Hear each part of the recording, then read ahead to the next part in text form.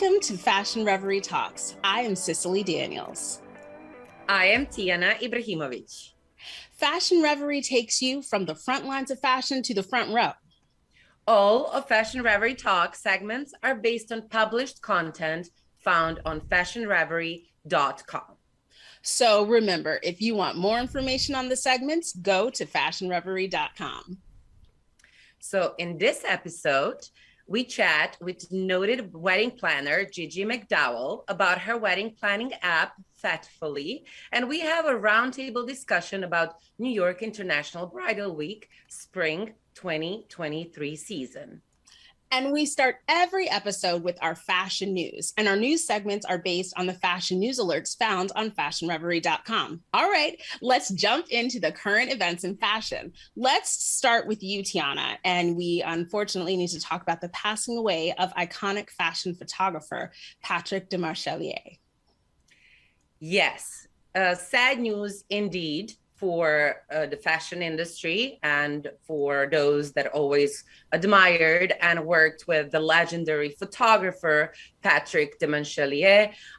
He moved to Paris at age of 20 and worked as a photographer's assistant before getting his big break at American Vogue and before moving to New York City. He, of course, formed a long-term relationship with Grace Coddington, who was Vogue's creative director, and with Anna Wintour. So if you remember the movie Devil Wears Prada, where Miranda Presley always calls for get Patrick on the phone segment from the movie, that's the right Patrick indeed, Patrick. Wow. So they had a fantastic relationship, and he's known for campaigns for Christian Dior, Ralph Lauren, Chanel, Giorgio Armani, and some personal photos of Princess Diana and Firelli calendars in 2005, 8, and 2014. So he was 78 years old, and he left his wife and 3 sons behind. Oh my goodness. Well, what an amazing scope of work and, body of work. And, we don't know everyone's everything that everyone does in fashion, but there's so many just really important influences that, do so much. So, or have done. Yeah. Sure. Well, my news is actually about the workers, and I am a very pro-union person, so I'm actually very excited. Condé Nast employees have formed a union with News Guild, and that's 500 of their employees. And people who, for some reason, don't know, Condé Nast are huge publishers, and so they have staff from Vanity Fair, Vogue, GQ, Bon Appetit, Glamour, Architectural Digest, and a whole bunch of brands. And the News Guild also represents the New Yorker and Wired and a bunch of other magazines. And so this is one of the biggest combinations of employees ever. And, hopefully it's going to give them a voice. It's going to help give better representation to some maybe more excluded groups, people of color, women. And, I think that it's always important in fashion, in print, and things that combine both, for the people to have power, and then hopefully so that they are protected and they feel heard. And I think it's going to be really exciting for the employees. So I'm actually shocked that they didn't have union until now. I know, right? It's not good. 2022, that's how long it took. Okay. But I understand why are you also so pro-union, because it definitely, as an actress, I'm sure you've experienced both sides, being part of it and out of it. Yeah, exactly, until you're in it. But people need protection, and someone who looks out for you to make sure that things are, especially if nothing, unfortunately the pandemic reminds us, just workplace safety is important, and workers be able to take time off for sick days, things like that. So people need protection. I'm happy about it. I think that's, people unionize, get strength with one another, Well, I have another piece of news. especially if you're an H&M shopper. I guess we all are at some A little point. bit, right? I know, some of the time. Sometimes it's just like convenient. It's like, oh, I need a simple white t-shirt. Let me get to H&M or whatever. But they announced that they will close about 240 stores globally. And this is a bit of surprise because the first quarter financials for the megastore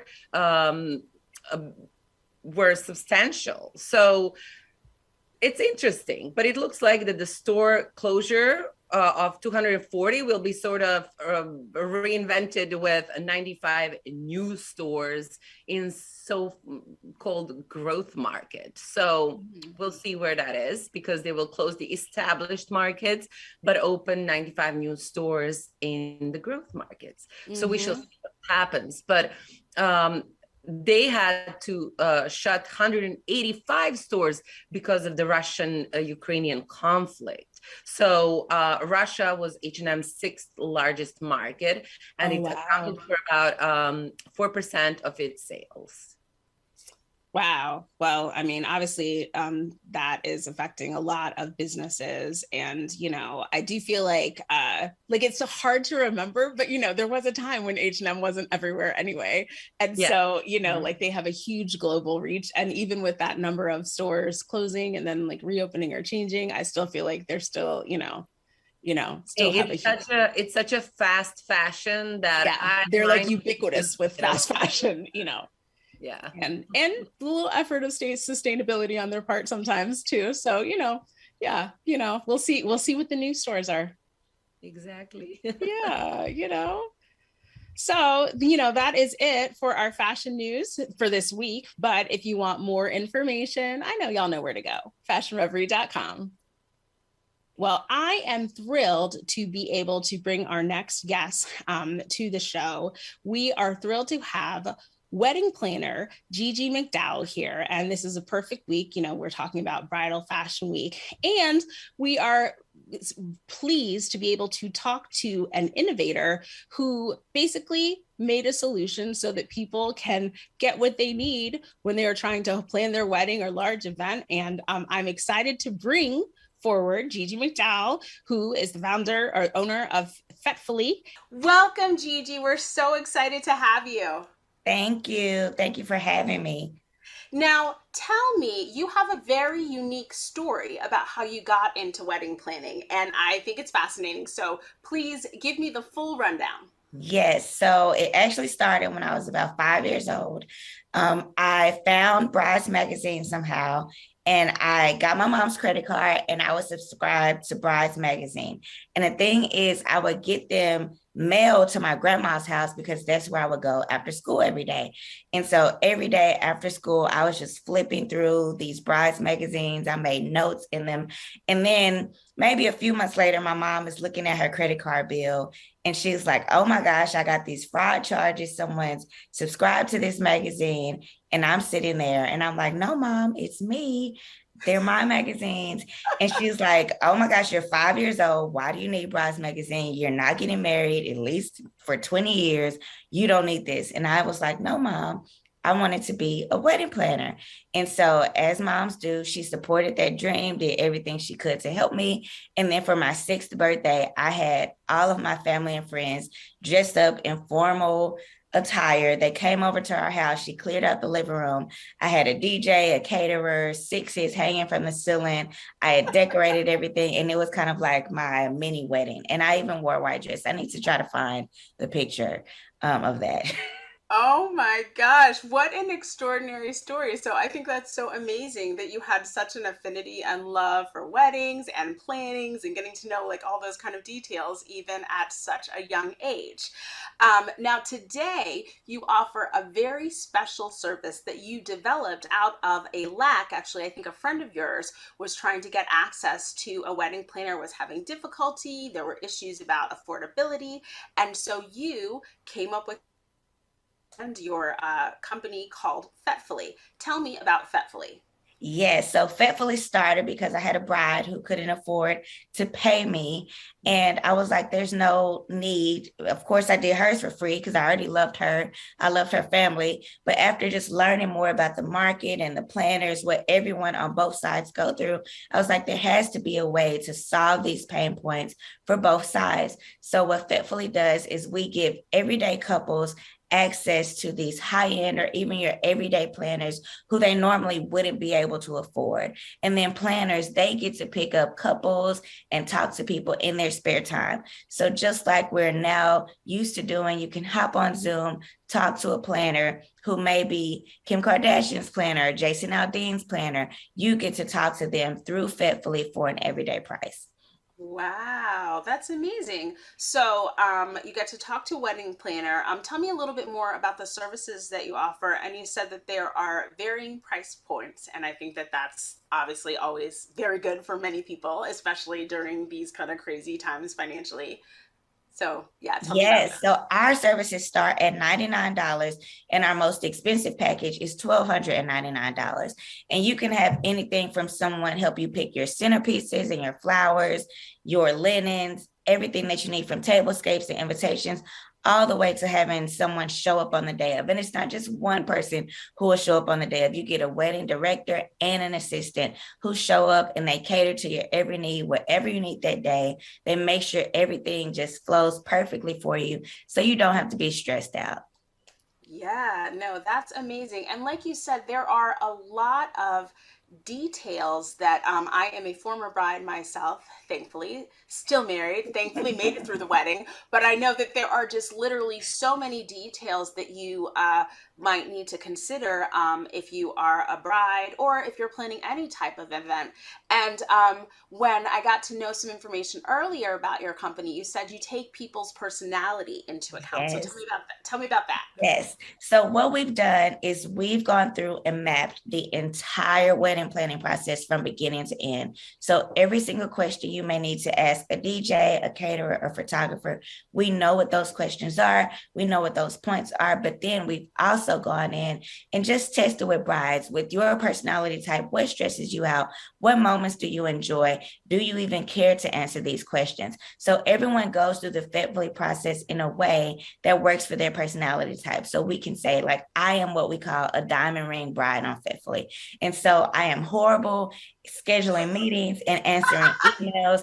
I do not want to be on the phone all day. I want what I love. I want the pretty pictures. I want the flowers, whatever it takes. I am going to do it. I'm outside the box. And so my planner would know, okay, Gigi does not want to be bombarded with emails. She's going to get frustrated when it's time to talk about budget. So instead of approaching her in this way, this is how we communicate with this bride. And then her partner is someone, surprisingly, I have someone who's on the other side of the spectrum. So he loves budget. He loves over analyzing every single thing. And so we clash in those moments. So the planner gets an alert and says, okay, this couple is going to have a little bit of friction in these budget meetings. This is how we explain it to Gigi, and this is how we explain it to Chris. So pretty much learning the entire wedding planning journey, automating it for people, but then taking a step to get to know them as well. So we can make the process just pain-free for everyone involved. Oh, Gigi, I think that sounds so amazing because it's unique, but it's still like personal and individual Yes. to you or the couple, so like people can really feel like considered and seen. Now, Yes. how has the business survived or thrived during the pandemic, because it's been hard on a lot of businesses? Yes. And I feel like at the beginning, weddings were one of the first things that was like, okay, no weddings, hundreds of people in rooms, cancel every wedding. And so on one side, you have the vendors whose businesses are suffering because now they aren't getting paid for what they feel like or what they were supposed to be paid for. But then you have these couples who are devastated because I can't get married. Not only can I not get married, I have to cancel or reschedule my wedding. And now I've lost all of this money that I've already spent planning this wedding. And so what we did was, because we have all of the information about these vendors, these couples, what we did was kind of mixed and matched them. And so your wedding was canceled on December 8th.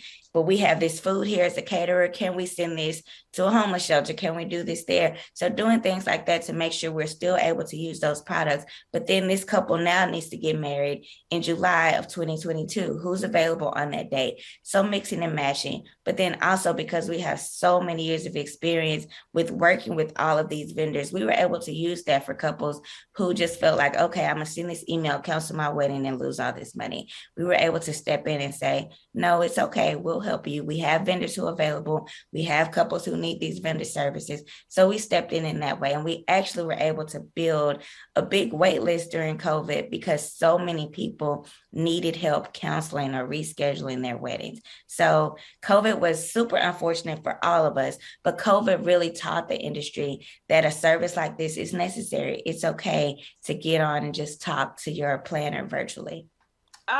Well, that's an awesome story, girl. Like, I'm glad to be able Thank you. to innovate, to be able to help people, especially during COVID. And you're right, events and weddings and cancellations and or, changes cause a lot of stress. So like, that's extraordinary that you were able to help shepherd people through all of that. Now, tell me, what's the next step for you and what's the next step for Fetefully? Yes, the next step for Fetefully is getting our product completely launched. And so we have a digital tool that comes along with your planner as well. And so that launches actually April 15th at the end of this week. We're super excited, but also with that, we're announcing our celebrity planners that are on our platform. So you get to see all of the fun people who you get to plan with. That even if you don't want to plan with the celebrity planner, you get to see all of the planners that you have access to through Fetefully. So we're just super excited to just share all of this special news with the world, but then also doing other types of events, because now that we've helped you with your wedding, sometimes there's a baby shower next, or there may be an anniversary party for your parents, a holiday party, a Valentine's Day night. We can help with any special moment that you want to celebrate in your life. So we're really excited to go down that journey too. That is wonderful. Gigi, thank you so much for joining us, for sharing about Fetefully. Now, y'all know I love parties, and weddings are one of the best kind of parties. And so obviously, viewers, for those seeking help with wedding planning, party planning, to please explore Fetefully. And Gigi, we wish you the best of luck. Thank you for joining us on Fashion Reverie. Thank you so much for having me.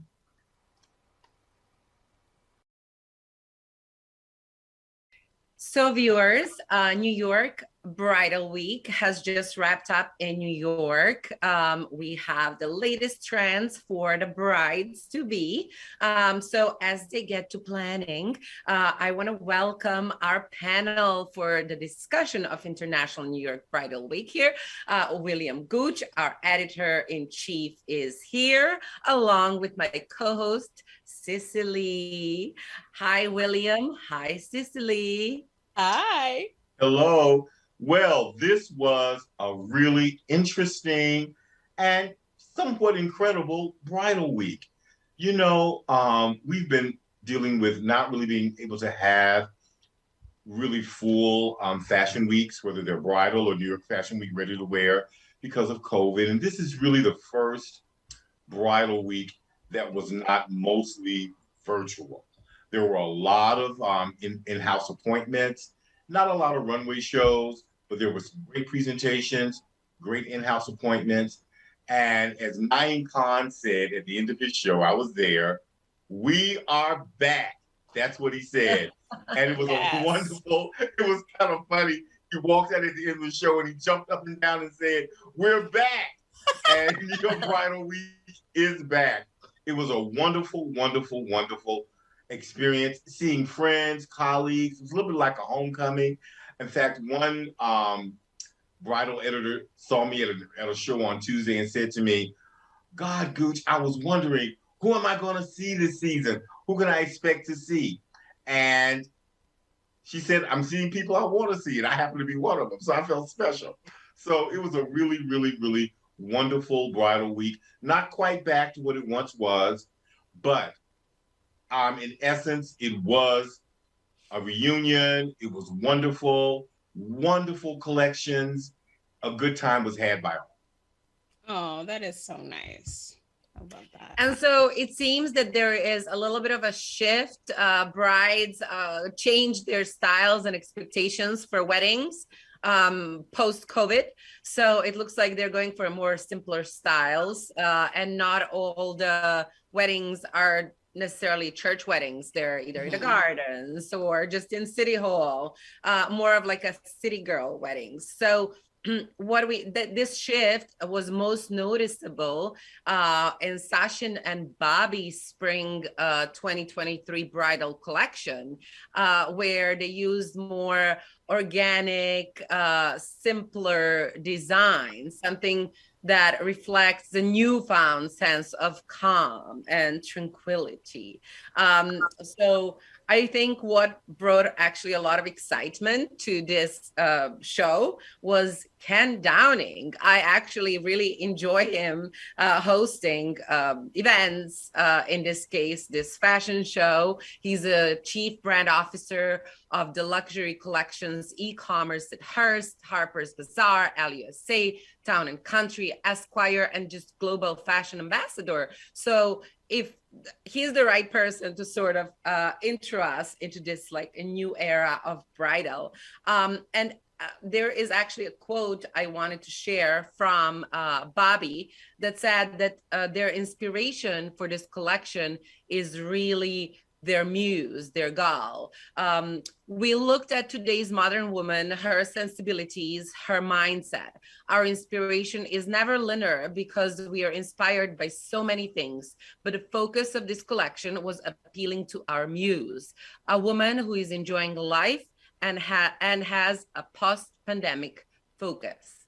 Another addition to Sasha and Bobby is that the bridal collection included garments for the female members of the wedding party. So the bridesmaid dresses and mother of the bride gowns were included. And what inspired is the DMs of people that were just part of the weddings. So that was a great new addition. Did you guys see it, and what did you think?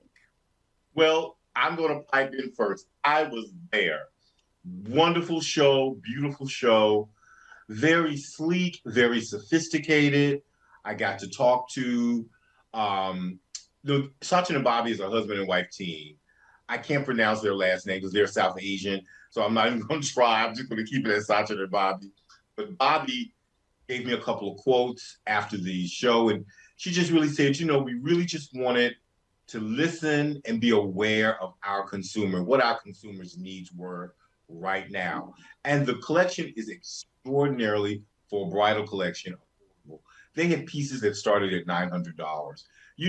A really great bridal ensemble can go $4,000 or $5,000, 10, 15, 20. I've seen bridal gowns that were $75,000. But her things were really affordable. I think they went up to maybe far as 4,000. So it was a nice little range. Wonderful show. Ken Downing was a great host, although he made a couple of mistakes at first. I mean, the models were. This is one of the few runway shows that was there. One of the models were through walking, and he was still talking, describing the garment. He was a little behind at first, but he kind of caught up. He did a great job. But it was a wonderful, wonderful, wonderful show. Very easy, fun. A lot of the looks you could repurpose and wear again.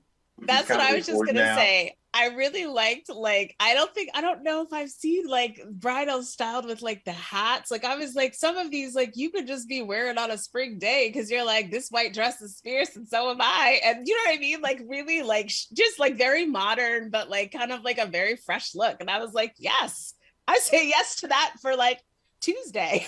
I mean, of course you could wear do you know what I mean, they're still dressy, but you know what I mean, and very sophisticated, but very wearable also. You're right, repurpose. And for a lot of different ages too. Yeah. I love that. Well, one of the shows that I went to that we have really never really covered a lot at Fashion Reverie is I went to Mark Ingram's show. And let me tell you, it was truly a highlight. Mark Ingram did something that I've never really experienced. It was a very old school way of educating your editors about the collection.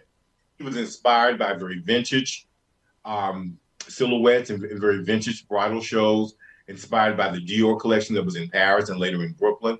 In fact, he told me that he went twice to the Dior collection. And what you really saw were very classic silhouettes. He was also inspired by one of my favorite shows, and I think I discussed this with you, Cicely, Gilded Age, HBO's Gilded Age, which is an incredible series. So if you look at some of the collections, you can kind of see those faux bustles, the more kind of pulled in waist, a Gibson girl kind of silhouette, but just beautiful details, excellent construction, a little pricey, but Cicely, if you were getting married now, you could, or Tijana, you're already married, Cicely. Let's look at Tijana. I'm never included in any wedding stuff. Oh no! But Tijana, everyone has lost hope for me. No, that is not true. Don't say that. Don't say that. Don't even speak it. Don't even speak it. You bring it into existence. But listen, Tijana, if you were getting married, these garments are so well constructed. This would be an heirloom wedding gown that you could pass down to your daughter. The garments are that well done. And you know, Mark Ingham comes from a background of designing bridal for Carolina Herrera and Oscar de la Renta. So we know the man's got the skills. He's got the skills. And he sat down and talked to each of us. As the model would walk out, he would bring the model over to your table and say, okay, this is silk Mikado. This is silk Guinar. This is silk Gazaire. And tell you why this fabric worked for this garment. I was with my managing editor, Christopher Hoyle. We were saying, this is an education. For an editor, this is an education. It was really educational. Well done, Mark Ingram. I'm a fan. I always was a fan, but I'm more of a fan now. I love the classic looks. I think that is, you know, I think we should sort of cherish and try to still preserve that lovely meaning of marriage and the whole ceremony that we're lately sort of dismissing a little too much, in my opinion, because I'm more old school. So I love what you brought up to sort of, you know, save it for the next generation. That is so sweet and lovely and intimate. So and I did really appreciate, I just was like, oh, it gives me like such like Audrey Hepburn, old Hollywood, like, you know, like just that, like that you know, that line that is so, you know, it's so elegant and stunning for a reason, but you know, like with the beautiful updo, like, you know, it's a certain bride, but like it's gorgeous. It's, you know, so stunning. And so if I may add so one thing, I don't want to get too much into your time, Cicely, but I do have to add one thing. There were some modern perspectives to the garments. He did something that I did notice other designers were doing too, but I wasn't aware of the purpose of it. There were openings in the skirts of the gown. And I asked him, I said, Mark, why do you have an opening? It wasn't a slit, but it was an actual folded opening. He said, you know, a lot of the brides now do a lot of Instagram pictures, and they want that opening so they can throw that leg out, Angelina Jolie style, and show off those $2,000 shoes. Hey. I didn't realize the bridal shoes were costing that much. He said, these girls are spending between $1,500 and $2,000. I shouldn't say girls, ladies, excuse me, for shoes. And they want that Instagram moment where they can throw that leg out and show off that shoe. So he did have some modern touches. It wasn't just the classic silhouettes. There were some modern sensibilities to the collection. Well, I appreciate that. And I do also appreciate a dress that I didn't have a slit, but I wore, there was a peacock feather was like part of my theme for my wedding. And so I had a turquoise shoe that had some kind of, like, it was like custom, I don't remember. So I had someone make it that also had like a peacock like feather somehow as part of the design. And it was beautiful. So, you know, you got to find a way to, the whole fit, you know, the whole outfit is very important when you're getting married. And you have, Cicely, did you throw that leg out and show that? Of course I did. You know, I was like, yes, these shoes are cute. I was like, I'm a snatch. It was everything. It was gorgeous. It was a gorgeous wedding. Okay. But anyway, let me talk about one more designer. And this is a friend of Fashion Reverie. We always, I feel like every bridal, we will discuss Lehigh Hode because she makes a beautiful collection and she is a beautiful designer in my opinion. She is known for her pearls that are found in all of her pieces. And this collection is entitled Mystic Flower. And that was inspired by her experience of observing garden flowers in bloom, which I think is, that's a very beautiful kind of way of inspiration. And she's known for her meticulous detailing, her craftsmanship, her fabrics, organza, crepe, mikado, and the adornment of hand embroidery. And there are a lot of different looks. So like what I like is I feel like a lot of different kind of personalities could find their dress in her collection. So, if you're looking for something that is like possibly a little like sexier, a little like more fitted, like a little more sheer or a little more leg, but there's also some, very like simplicity, like, but still very elegant dresses. And she says that she's trying to always focus on the bride to enhance the bride's grace and beauty and strength and reflect that like flower petals as they begin to open to a full bloom. I thought all of these dresses were I just thought they were gorgeous. First of all, I love bridal anyway. And I love getting dressed up. So you can't always just wear wedding dresses, but like every once in a while, I'm like, could you? You could. So I think it's a stunning collection, like, especially like you were talking about, just like, it's nice when you have like very beautiful details, like one of the dresses with the sheer panels holding pearls, like things that you might not see like at first, but when you come up to the bride to say congratulations, like everyone is going to, just appreciate all of the elements that are in your gown. And I think it was beautiful. What did you guys think? So I wasn't there to actually see it close, and the inspiration of the collection for me, I can't really see it, right? But I think it's very sexy. I think it's very modern. My favorite piece is the coat with puffy sleeves. Mm-hmm. I wouldn't necessarily pair it with a mini dress. But it's a certain bride, though. That's what I say. It is a certain bride. It is the vision of the designer, which I, of course, respect, and it's usually the best option. But then again, I'm already seeing how I could use that coat after for so many other things. Mm-hmm. Maybe even change the color of it. Mm-hmm. Well, that's what a lot of designers are doing this season. They're realizing that a lot of brides are moving away from these big weddings. We couldn't have them because of COVID. And because we couldn't have them, people have adjusted to having smaller weddings and having garments that you can wear again. These bridal gowns, it's a lot of money. And, to spend that much money and only wear it one time. A lot of people just aren't thinking that way anymore. And many of her pieces, you could mix and match and wear it again. Like you, Tijana, I agree with you wholeheartedly. I love the mini dress with that cape or longer coat.